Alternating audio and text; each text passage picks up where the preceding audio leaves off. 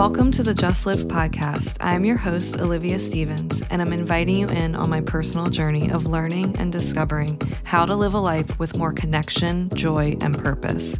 I'll be sitting down with people from all walks of life to dive into topics including trauma, mental health, mindfulness, the nuances of love and relationships, and much more. I hope these conversations empower you to expand on what serves you, release what doesn't, and just live. Just so everyone knows how much of a tech amateur I am, or maybe I'm just a little absent-minded.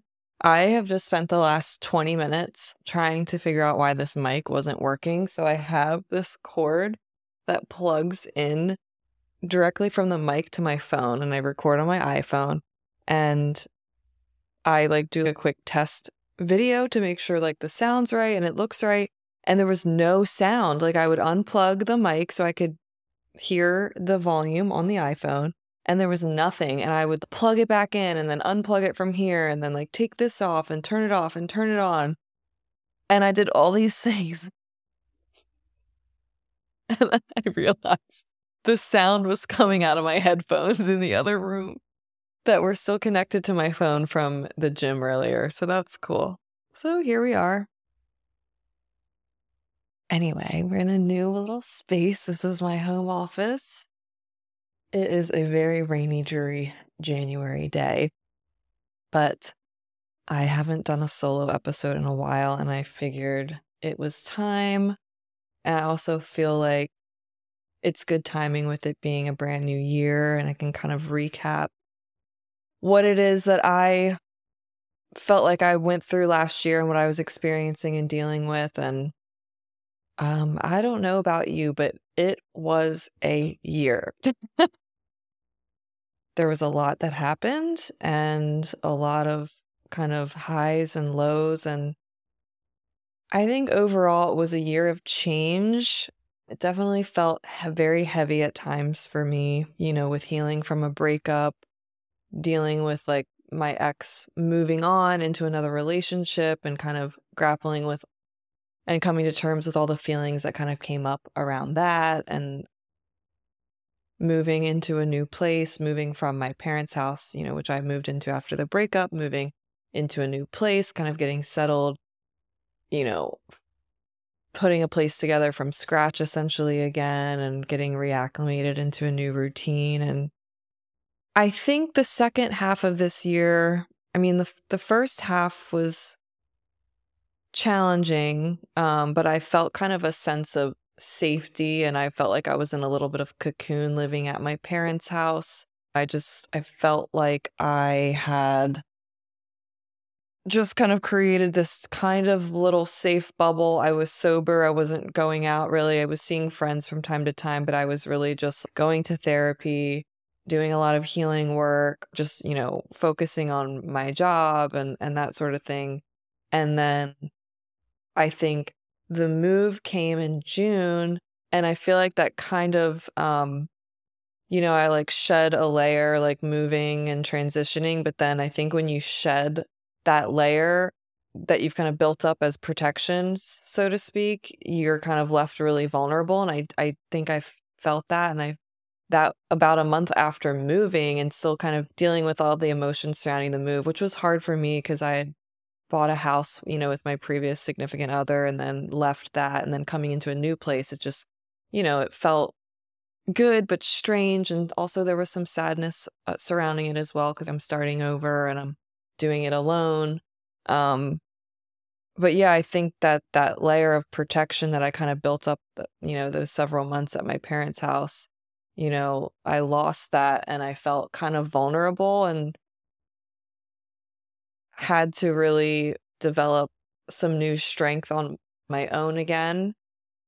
And then shortly after moving and kind of, getting into this new groove and new routine, I found out that my ex had moved on, and I don't think I realized how much that was going to affect me and for how long it was going to affect me. I didn't expect it to really rock my sense of self-worth. And I feel like I fell back a few steps in like my healing journey. And I guess that's all kind of part of the journey is, feeling like you're kind of falling back because there's still things to learn and grow with.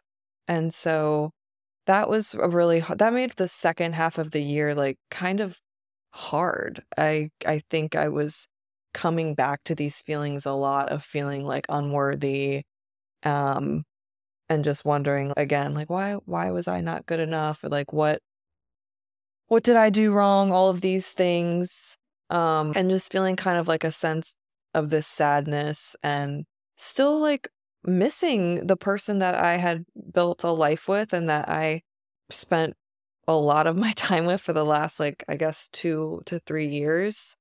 And so you're just kind of finding out who you are again in this new space and this new life and this new journey.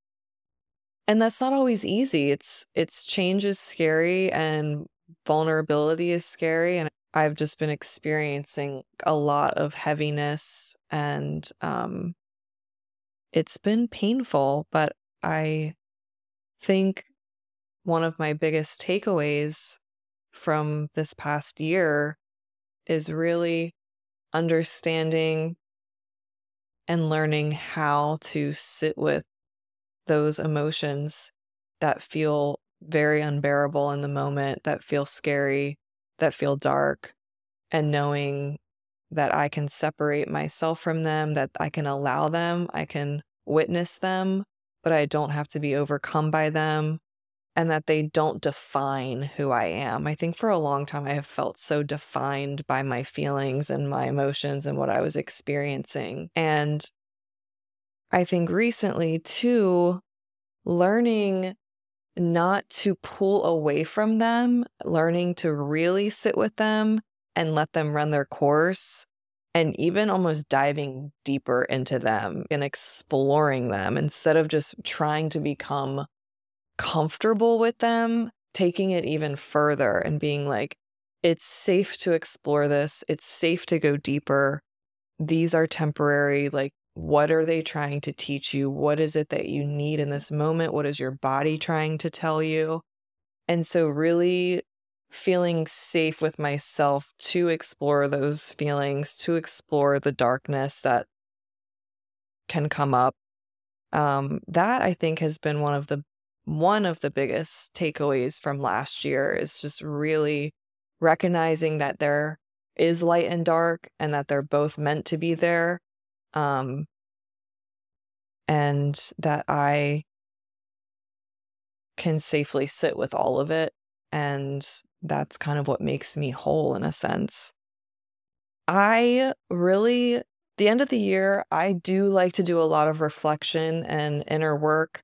I don't really like to start the new year like guns blazing, um, like full throttle into like all these goals. I think there's still like time and space to like really reflect and take kind of the quietness that still exists in winter and the darkness to sit with like what's coming up for you, and then to like slowly kind of integrate what you've learned, what you're becoming into kind of the new year, the new you, and set intentions versus goals. So one of the things that I like to do is journal, and I love prompts just because they give you kind of this framework to work with. And I've always felt that you really don't know how you feel until you read what you say. That's always been a huge mantra of mine, which is why I love to journal, because I think it's incredible to go back and read what you've written. It's so insightful and you learn so much about yourself. And it's also, I feel like for me personally, I always have a lot of feelings and emotions kind of swirling inside, and to be able to get them out onto paper and kind of sort them and see them, it makes moving through certain things a lot easier. And it gives me an opportunity to learn from myself. So some journal prompts that I wrote down that I'd love to share with you all, maybe you could grab a pen and a piece of paper and jot these down or circle back to this later. But I think it's always beneficial to kind of take some reflection and, see what comes up.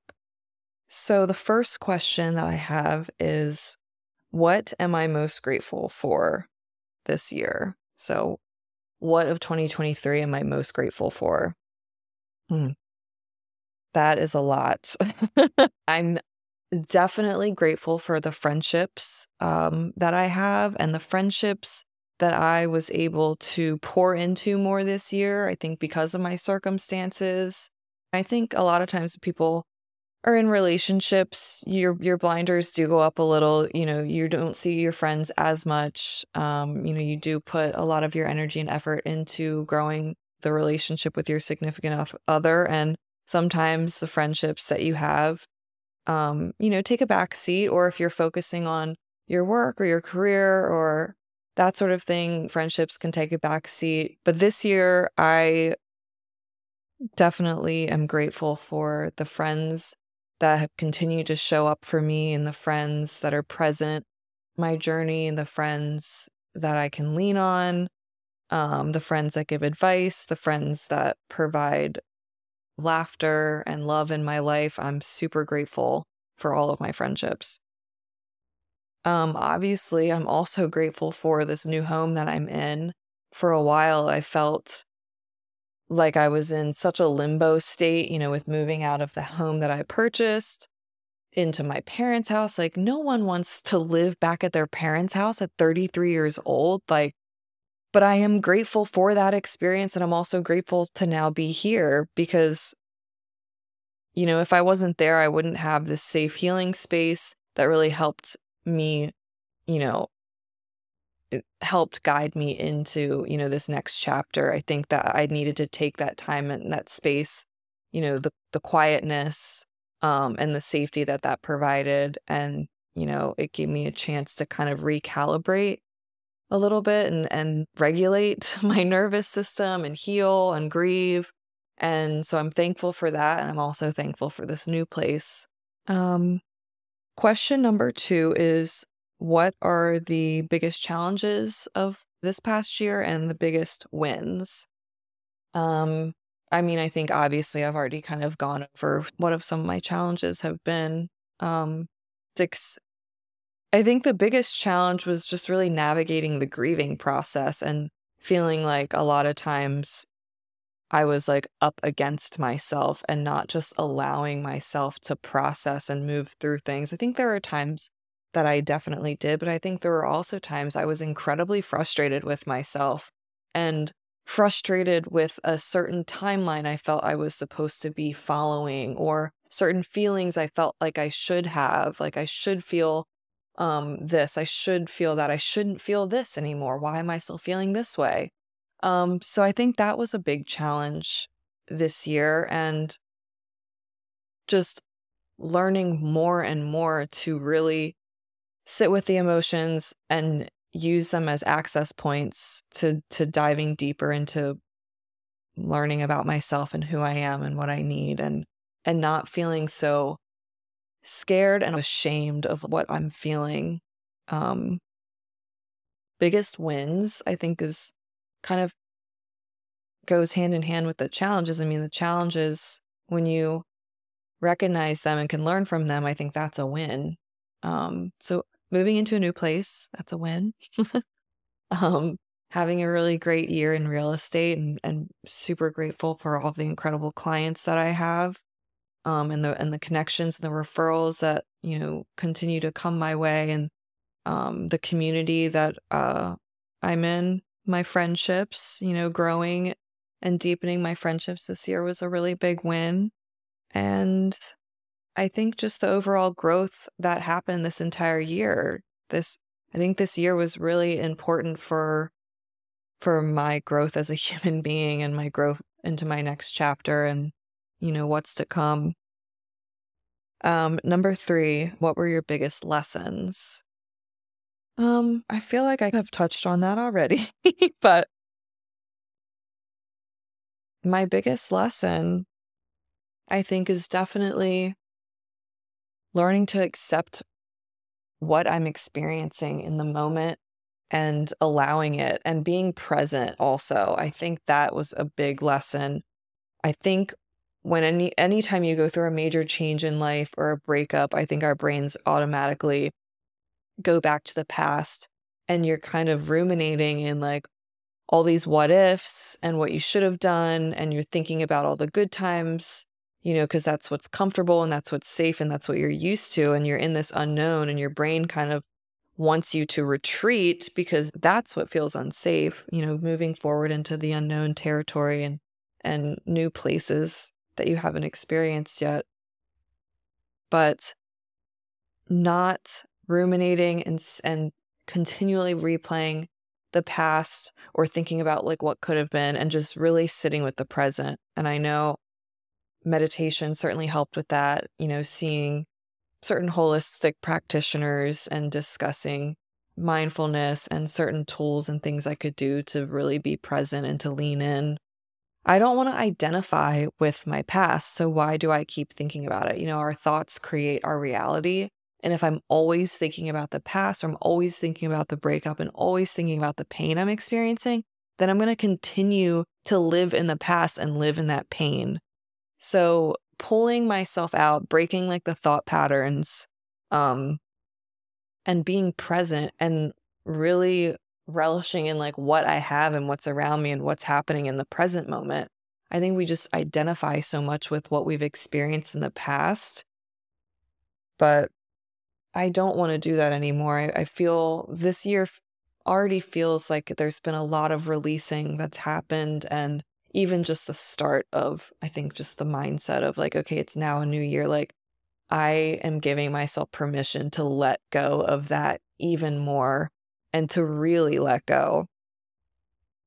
And to not judge if things do still come up, if he pops into my mind, or I do feel like something that reminds me of him, or a lot of times something will happen. I can like hear his reaction, or like a funny joke he would say, or like little things he used to say like in my mind. And like, that's okay. It's a memory and that can exist, but to come back to the present and to form new memories and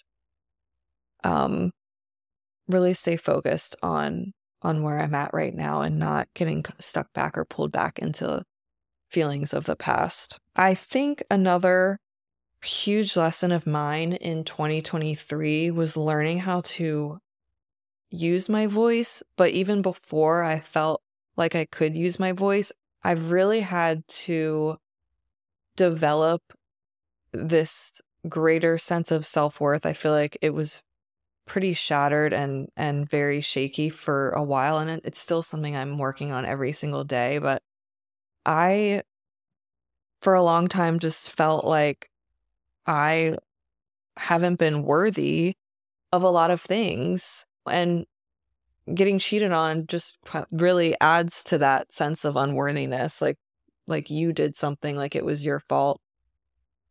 But stepping away and having the time from that relationship, I've had to unlearn this idea or conditioning that like my purpose is to make somebody else happy, and like my purpose is to meet somebody else's needs, and learn that we're supposed to meet our own needs and to show up securely and with a sense of self-worth to my relationships.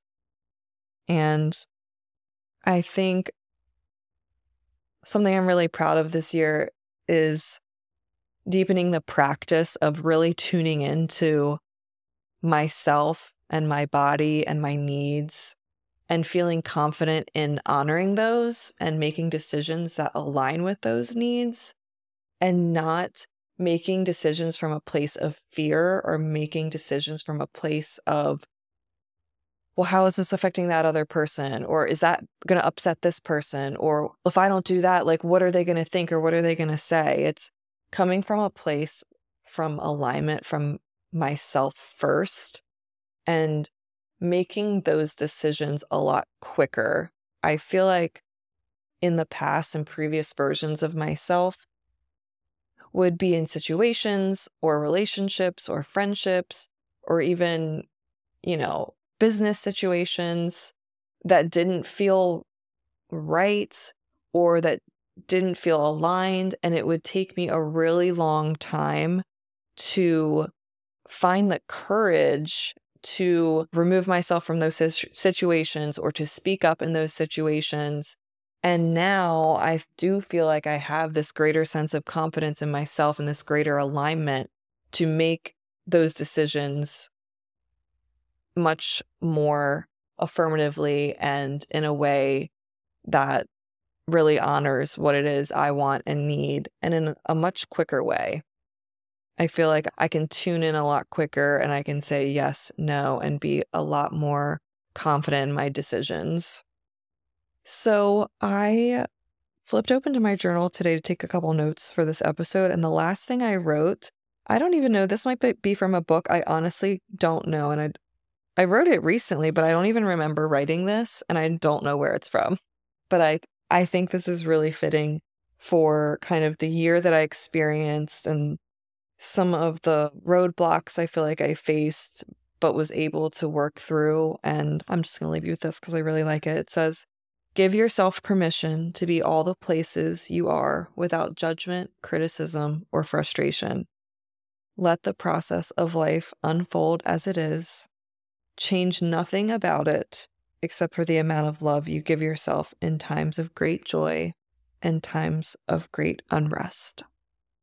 So thank you all for listening.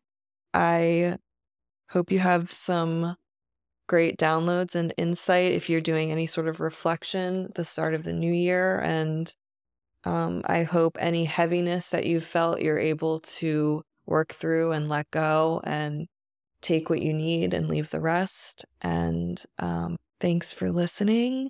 If you haven't already, please hit the follow button, leave a review. If you enjoyed it, share it with a friend. It's how I grow the podcast and how I can continue to offer the content and the guests that I have on. So thank you, and Happy New Year.